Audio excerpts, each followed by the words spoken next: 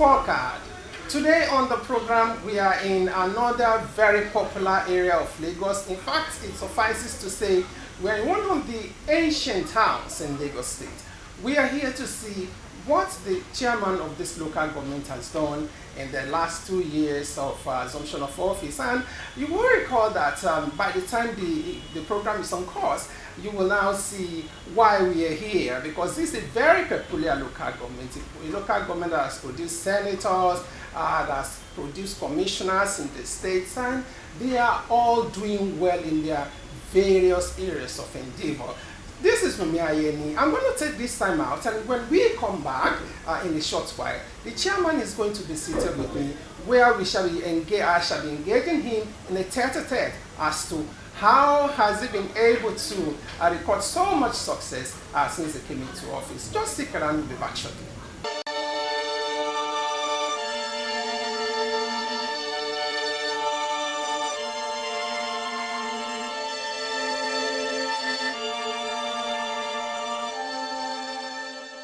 Welcome back. In case you're just joining us, this is Scorecard, and today on the program we are in Mushin local government here in Lagos State, and I was just being made to realize that this local government had produced two former governors in the state, talking about the first military governor of Lagos State, later Mobolaji Johnson, was from this local government, and then the highly revered Alhaji Lateef Jakonde is also from this local government. So you can see the peculiarity of the position of this local government in Lagos State. Anyway, today we ran into the budget presentation of the local government chairman to the people of Mushin local government. We're still going to get into that, but our primary objective is to take a dive into the world of the chairman to see what he has done in the last 2 years of assumption of office in 4 key areas of development. And then I'm sure at the end of this interview, you will agree with me that he has done his best, or he's still pushing through to attain much success.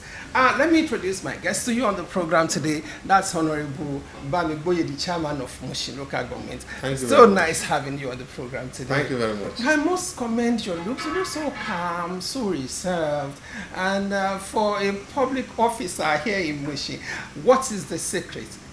The secret is that we believe much in God, and whatever we do, we believe that it is God doing.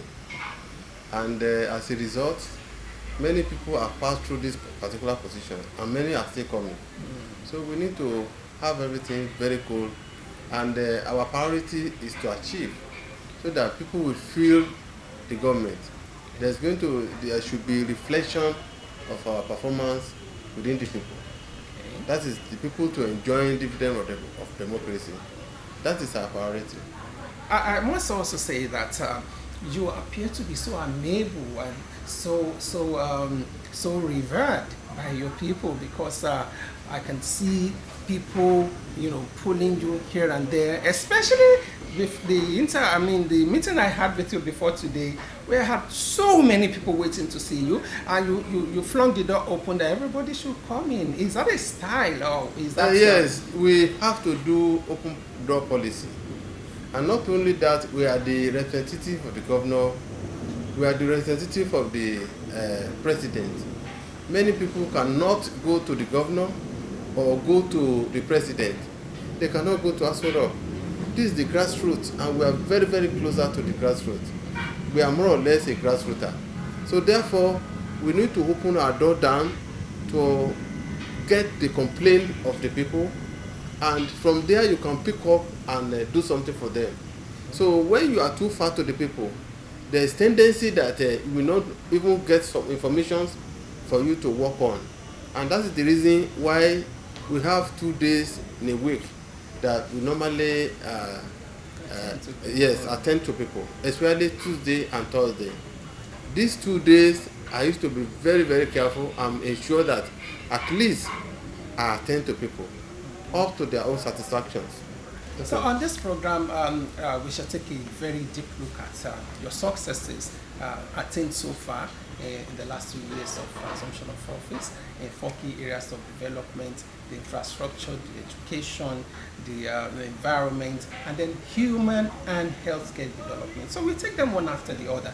In the area of infrastructural development of this community, how was the condition like when you came into office, and what is the condition presently as we talk?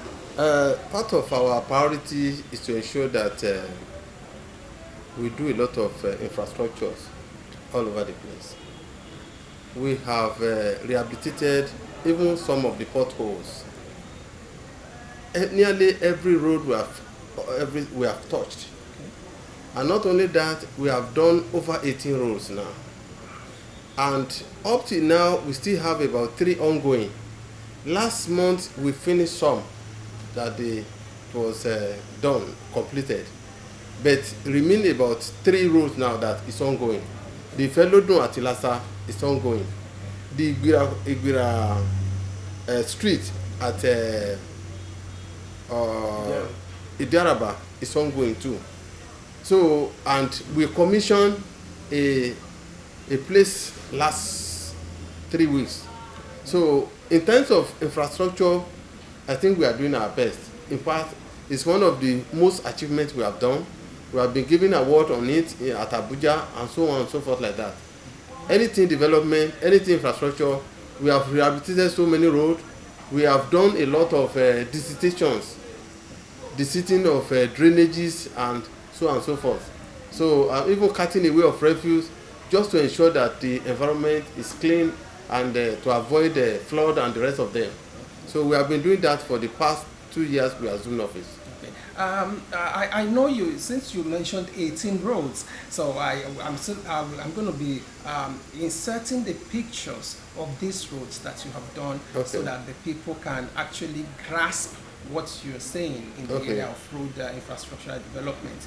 And okay, now let's go into education, because most times infrastructure used to dovetail into education, because you want to talk about the schools you have restructured, the schools you have actually built, or this and that. So what have you done? And in some cases we have some local government chairman who says, having done all of this for the school structures, we also provide school bags and these and writing materials for pupils when they're during their resumption. So let's go into education. The area of education, we have done Army Resettlement Center. We have 2 primary schools at Army Resettlement Center, Oshodi. Okay. We have rehabilitated it to the taste. We have given them chairs. Okay. We have the entire blocks. We removed the roof and we did it in a modern way. Painted and everything was done. So it's okay now, up to the taste. Okay. Then we immediately assumed office. We did a lot of exercise book for the primary schools. We have been doing like Odoabore. We gave them their fence was collapsed. Then we did the fence. We have some now that we are trying to cost out, and then we do defense of some of the schools that they are having problem. We always on yearly basis we give jam form to some of our students, and including GC with coaching classes and some other things like that. Wow. So we have been giving these even including all these sandals to some of our school members, school pupils, for them to have all these things. So in educational sector, we have been doing a lot. Even we can also talk of to reduce the literacy, something within our means. Yes, sir. We always employ tutors or employ teachers to teach the illiterate peoples so that they can become literate. And these are the things we have been embarking upon since since we assumed office. Okay, you're still on scorecard, and today we are in Mushin local government. Like I said at the beginning of the program today, we ran into this brief ceremony where the chairman presented the budget for year 2020 to the legislative arm of this local government. So let me take you through that ceremony briefly to see what actually transpired. And then we'll come back and I'm still engaging the chairman in a tete-a-tete. So just stick around and enjoy this.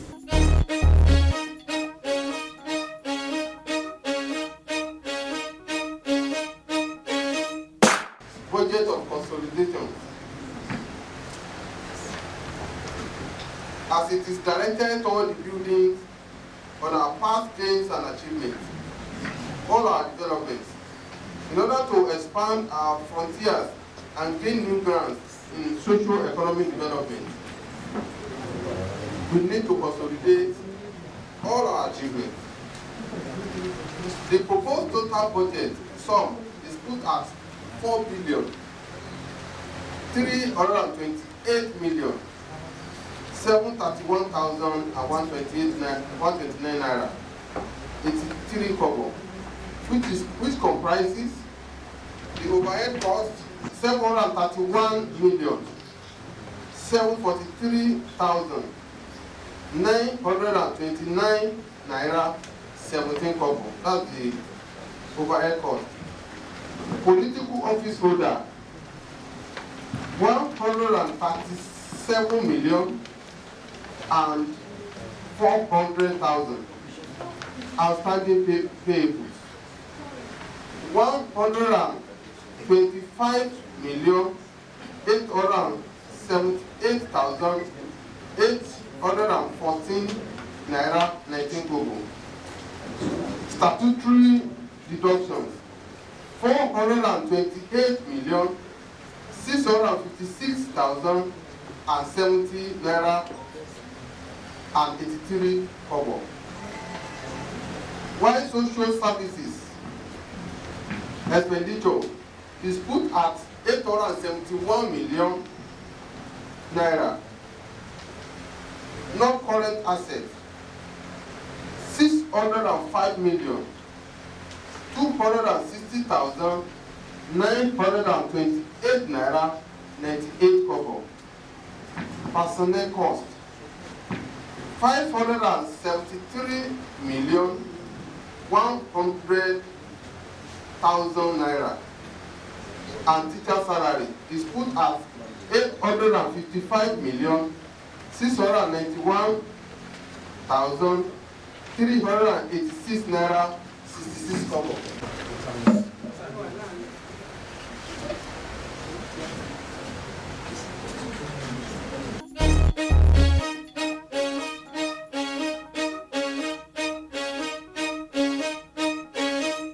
Welcome back, sir. Thank you. Now, let's go straight into the environment. Okay. We want to see what you have done, first of all, in the area of securing the environment, because the environment must be secured before we talk about the cleanliness. We are taking the two. We'll go for the security of this environment. What have you done? And then, what are you also doing in order to keep the environment clean? We have done so many dissertations. Nearly all the major streets we have done the dissertation since we assumed office. In fact, we have done some streets, some roads twice or three times, even in a year. So we have done a lot of dissertations. We spend a lot on dissertation because we want to avoid the flood. We realize the nature of the land, the floor we have, or the soil we have, especially in Mushin. And we also realize the habit of our people, that sometimes people drink bottled water and then throw it to the drainage. And if you don't remove this thing inside the drainage, there's tendency that when the rain comes, there is going to be flood. And up to now, up to this morning, we are still visiting here and there. So as to avoid flood, we are doing that. Then cutting away of refuse to ensure that a lot of people doesn't patronize Loma, and we have some of the black spots here and there. Though we are telling the market people, telling the CDA people, telling the residents and everybody that they need to patronize Loma. But we don't need to wait for that. We need to, all the dark spots, we need to go and carry the refuse and to ensure that at least we keep the cleanliness. And that is what we have been doing up and down. Okay. Then for us to do a lot of environmental this thing, On every Thursday, our environmental officer will move out and to check the SSCs of the people, and a lot of people that are even putting their maybe their market on top of the drainage, we are trying to checkmate them. And we have environmental officer, we have environmental committee, we have just set up to check the SSCs of the people. Anybody that that is offensive, okay, they will take him to the court. Okay.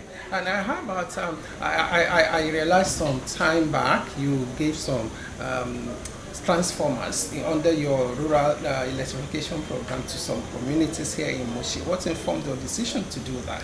We are doing that is that we at a request of the people. Okay. When the residents they write a letter to us and they say they need this, we have to give it to them. Okay. Because the what a particular community may need, another person may not need it. And some will request for borehole water. Okay. Some will say that's not what they want. They want a street light. Okay. And that is what we have been doing, okay, to do a meeting with stakeholders, okay, and look at their request and ensure that we meet up with their request. And that is why on Tuesday and Thursday I always see to anybody who is willing to see me, either in terms of development or in terms of anything or request or even the welfare of the people, because we want the people to enjoy dividend of democracy.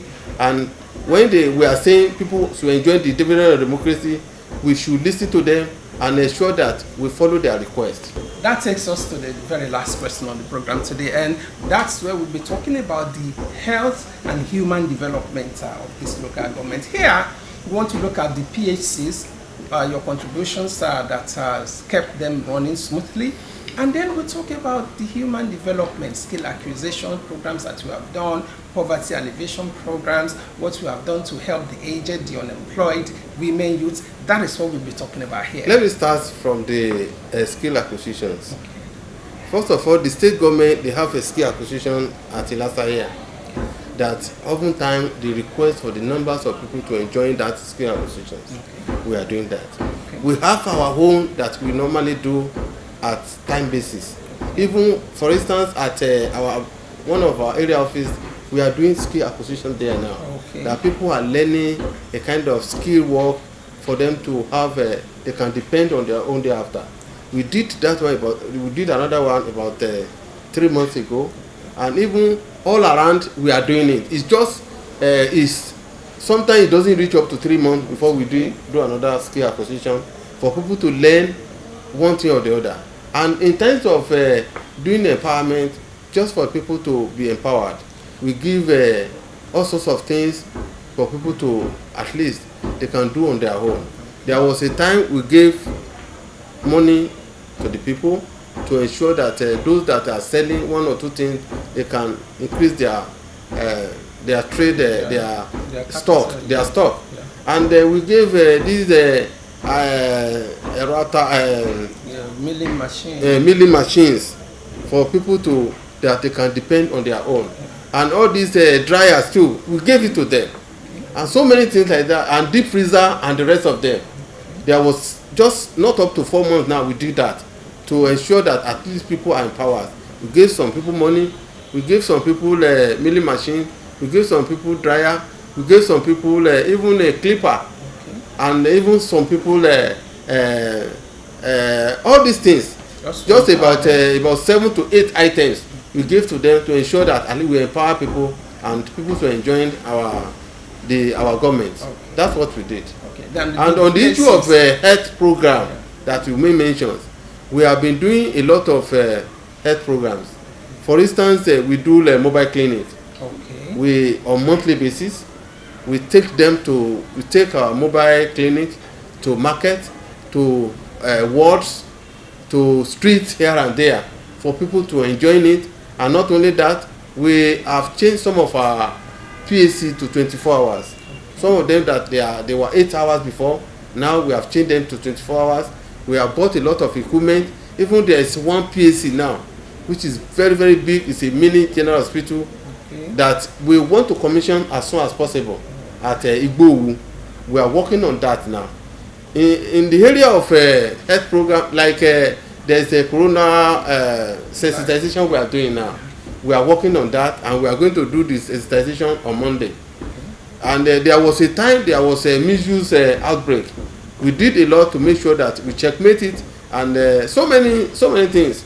So on the issue of health, because we know that health is wealth, and we don't need to be very careless with it. And we know the nature of mushin, and we need to work and ensure that these people feel the impact of our health program. That's what we have been doing. Right. So nice talking to you on the program today, sir. And I must say you've really come a long way, and then we want to encourage you to continue the good works, and then you will be the one that will have to smile at the end of the day. Being a public officer, a grassroots, and a politician. Nice having you on the program today. Thank you very much. Oh, wow.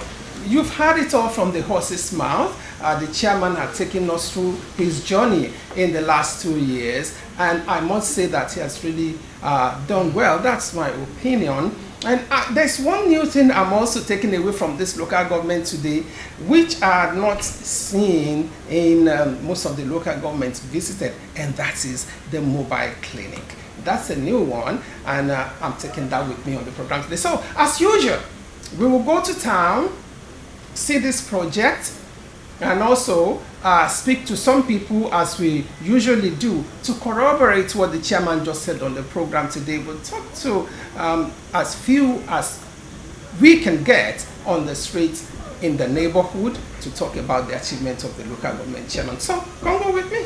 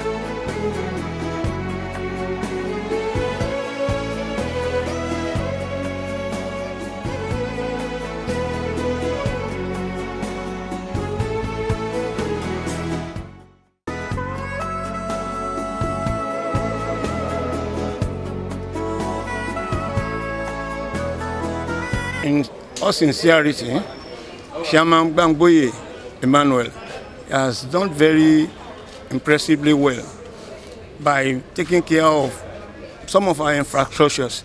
You know, you can't perform wonders overnight. It has to be in piecemeal, gradually. And he has been able to take care of so many across the Mushin constituency, and which we are happy about. And we still pray that he should do more. Like I said, we have very many requirements or requests from the chairman as community. But he cannot cover all area at it go. It's just 2 years old, and this thing is he inherited most of all these things. So he has to do them in bis and in bis. And we keep on talking to him so that Mushin must be working. And that's our standpoint. as community leader. It's really trying. It's not easy to carry it along at least more than 20-something political office holder. You know, we come from different worlds, different homes, so different characters. So he's really trying. He's trying his possible best to carry everybody along. Well, let me give him 85%.